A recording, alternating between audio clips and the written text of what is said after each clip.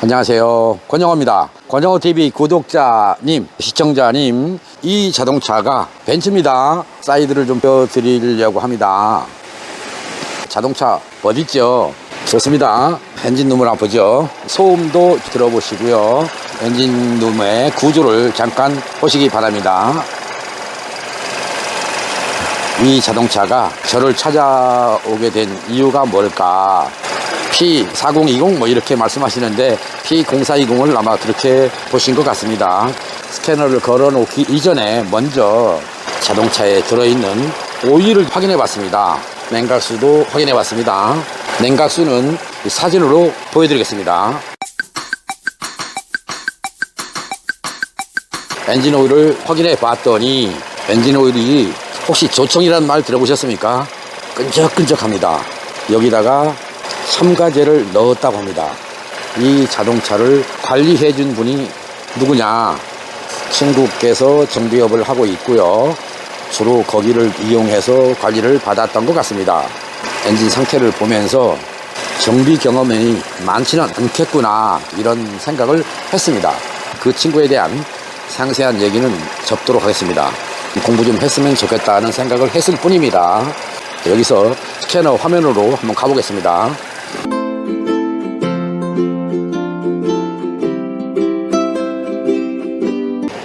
현재 고장 코드입니다. P0420 촉매 시스템의 효율성, 촉매 효율이 떨어졌다 이런 내용 아닙니까? 그러면 이런 모습일 때 어떤 문제가 있는지 익히 아실 것 같습니다. 연료 보정을 하고 있습니다. 그런데 빼는 중입니다. 연료가 많이 들어간다는 얘기입니다. 그리고 증발가스가 순환을 하고 있다는 얘기입니다. 그리고 산소 센서 피드백 상태를 봤습니다. 비정상입니다.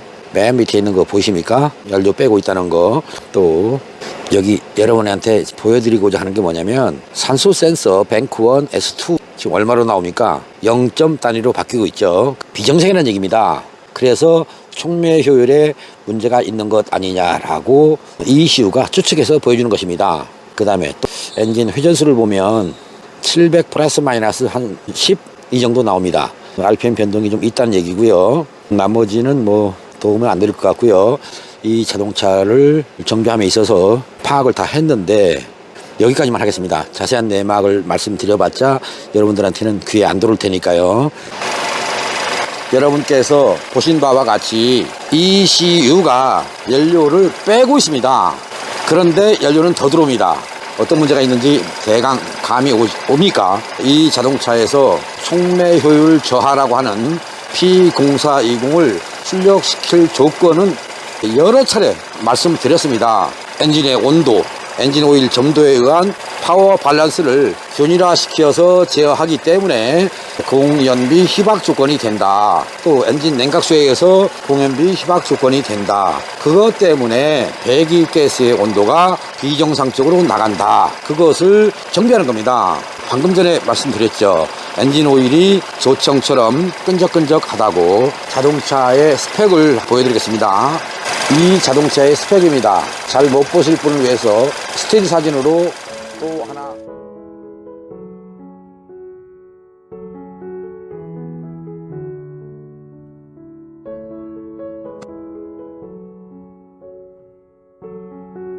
보여드린 자동차의 스펙대로 돼 있지 않다는 얘기입니다.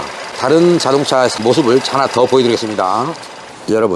여러분들이 지금 보고 계시는 자동차 또한 벤츠 쿠페입니다. E350입니다. 출력 부족, 연비 불량, 진동 이런 것 때문에 며칠간 정비를 했습니다. 정비하면서 스파크 플러그 갭의 스펙 도대체 뭘까 그런 생각을 했습니다. 자동차 메이커에서 제시한 스파크 플러그의 갭이 전혀 안 맞았습니다. E350의 스파크 플러그 갭의 스펙은 0.7mm입니다. 그런데 측정을 해보니까 0.4, 0.45mm로 나옵니다. 화염 전파 거리를 아주 줄여놨습니다. 그런 상태에서 좌뱅크와 우뱅크로 봤을 때 3개가 있는데 그 중에 안쪽으로 2개, 또 이쪽으로도 3개가 있는데 안쪽으로 2개 오일이 비쳤습니다.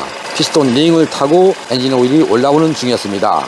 제가 촬영을 해놓은 다음에 이 자동차를 가져오신 선생님하고 말씀을 나눠서 친구의 정비업체로 가시거나 저한테 정비를 하시거나 둘 중에 하나는 결정이 날 것 같습니다.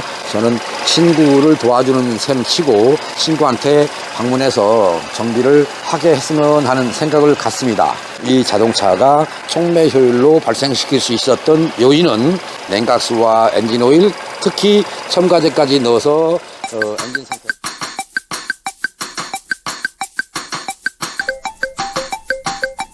엔진 상태가 더 나빠져 버린, 또 점화장치 중에서 스파크 플러그 갭이 안 맞아서 ECU가 산소 센서를 통해서 촉매에 불량이 있다라고 판단하게 했다는 것. 그것을 누가 했느냐? 냉각수의 비중 한 번도 체크를 안 해봤거나 냉각수가 많이 들어있는 게 좋다는 생각으로 냉각수가 부족할 때마다 계속 원액 냉각수를 보충해서 냉각수의 농도가 무척 진해졌을 것이다.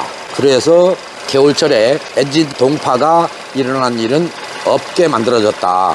어떻게 보면 필요한 친절인데 그게 과잉 친절로 되었다. 그래서 이 자동차는 촉매 효율 저하라고 하는 파워트레인의 P0420이라는 촉매 효율이 나빠졌다라고 하는 실제 촉매와 관계없는 ECU만의 추측에 의한 촉매 효율 불량을 띄웠다. 그렇게 보시면 되겠습니다. 잠시 배기구를 한번 가보도록 하겠습니다. 여러분과 함께 배기구에서 배기 소리를 들을 수 있을지 모르겠습니다. 배기가스가 맵습니다. 저쪽 뱅크와 이쪽 뱅크에 약간 차이가 있습니다. 배기가스가 맵다는 거, 그 이유가 뭐겠습니까? 배출가스가 정상적이지 못하다. 희박 연소 조건으로 연소하고 있는 자동차에서 배기가스가 맵다는 얘기는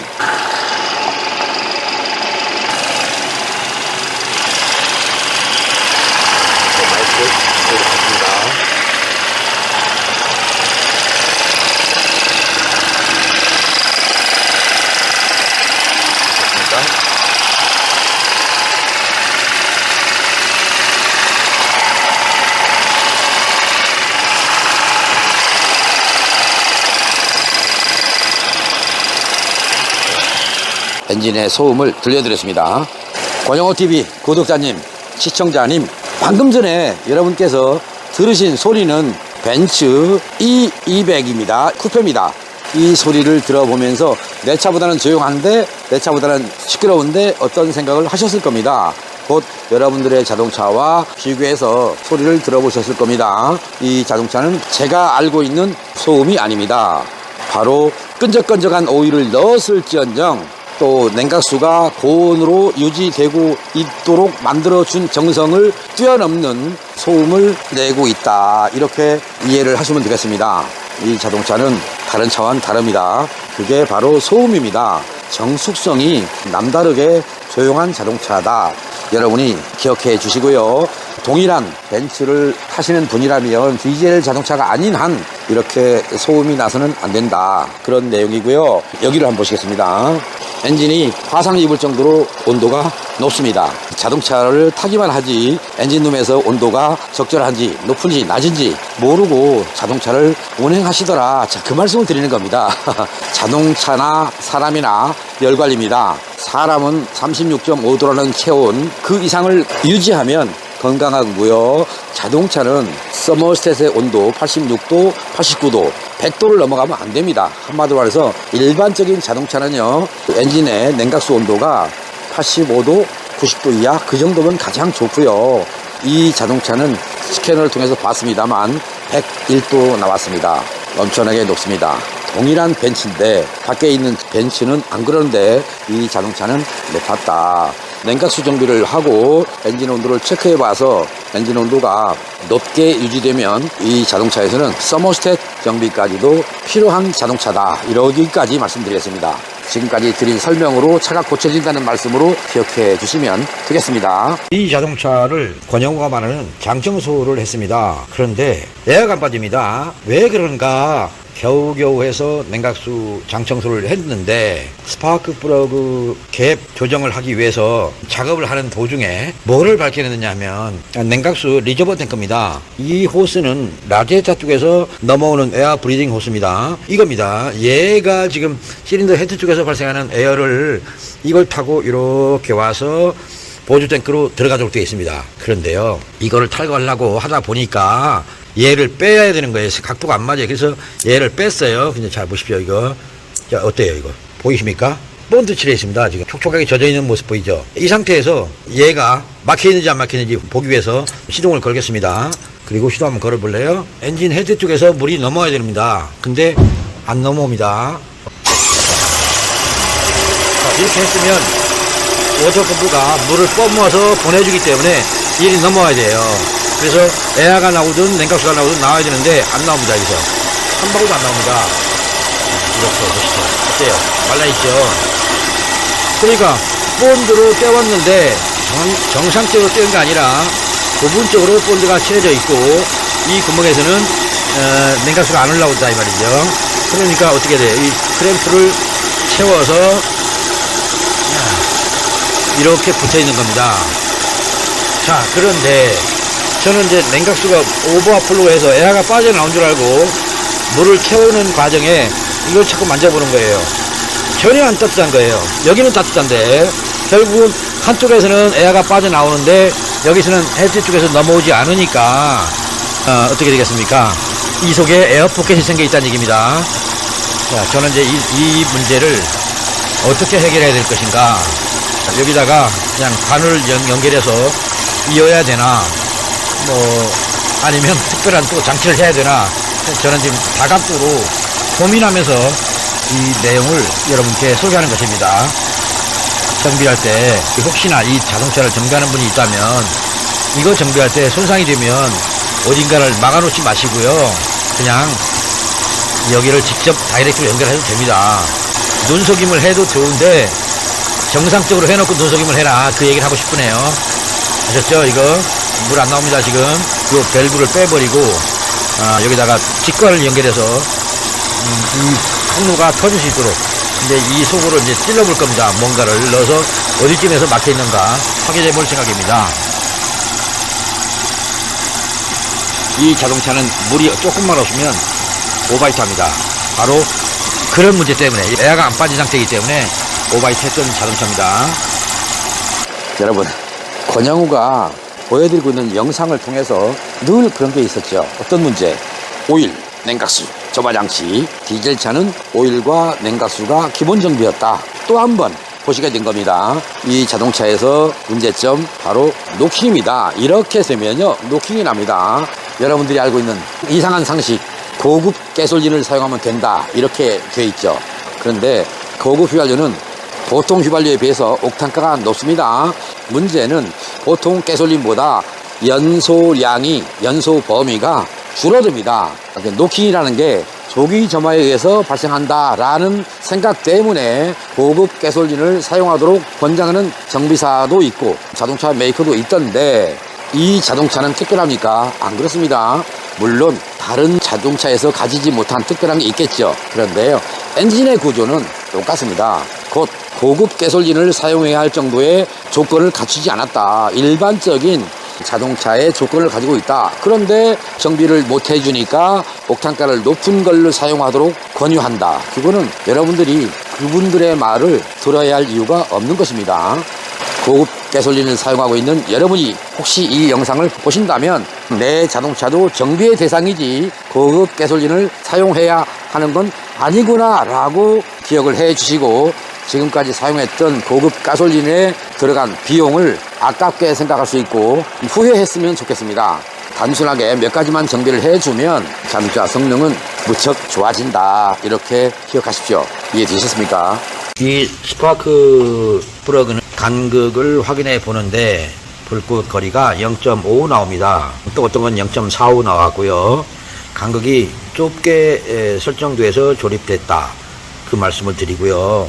자, 여러분한테 하나 좀 알려드리고 싶은 게 있어서 여기 나사를 보시죠. 때가 잔뜩 꼈습니다. 이 말은 스파크 플러그를 조일 때 강도를 약하게 조였다는 뜻입니다. 그래서 여기에 카본이 잔뜩 꼈어요. 플러그는 적당한 강도로 조인다는 건 아실 것 같은데 적당히 잠그다 말았을까? 혹시나 이 플러그의 저항은 어떤가 싶어서 저항까지 체크해 봤습니다. 저항은 균일하게 나옵니다. 교환한 지는 오래되지 않았다, 이런 결론이 되는 겁니다. 플러그 수명은 아직 남았다. 다만 여러분들의 자동차 정비할 때, 브락을 조일 때 적절한 강도, 토크렌치를 사용하든 안 하든 조임은 제대로 해주시는 게 좋겠습니다. 저 안쪽에 보이는 구멍 있죠? 저게 지금 스파크 플러그 홀입니다. 플러그 홀에 카본이 너무나 많이 올라와 있네요. 벤츠 쿠페 이 자동차를 진단하고 구구절절한 말 재미도 없었을 겁니다만 끝까지 경청해 주신 구독자님과 시청자 여러분께 감사드립니다. 항상 복된 날을 기원하겠습니다. 주변에서 스캐너를 보고 촉매를 바꾸지 않아도 정비할 수 있는 곳, 또 산소 센서를 바꾸지 않아도 촉매 효율 저하 P0420을 정비할 수 있는 곳, 그런 곳이 있다면 가십시오. 만일에 가는 곳마다 모두가 다 바꾸라고 한다 그러면 바꾸십시오. 또 경고등이 켜지면 그분들을 찾아가시고요, 또다시 촉매를 바꾸자고 하는지 이번에는 다른 걸 바꾸자고 하는지 들어보시고요, 믿을만하면 하십시오. 또 경고등이 켜졌다, 그때 한마디로 말해서 2번, 3번 정비를 하시고 또다시 경고등이 켜졌을 때 저한테 연락을 주시거나 방문하셔서 진단해 드리는 내용을 가지고 원하는 곳에 가셔서 정비하신다면 저는 환영하겠습니다. 여러분들께서는 또 한국 경제를 살린다는 각오로, 그리고 내 지역이 살아야 된다는 생각으로 여기저기 다니면서 많은 정비를 해 주시는 것이 제가 바라는 부탁입니다. 이해되셨습니까? 오늘 끝까지 시청해 주신 여러분 모두에게 감사드립니다. 물러갑니다. 바이바이.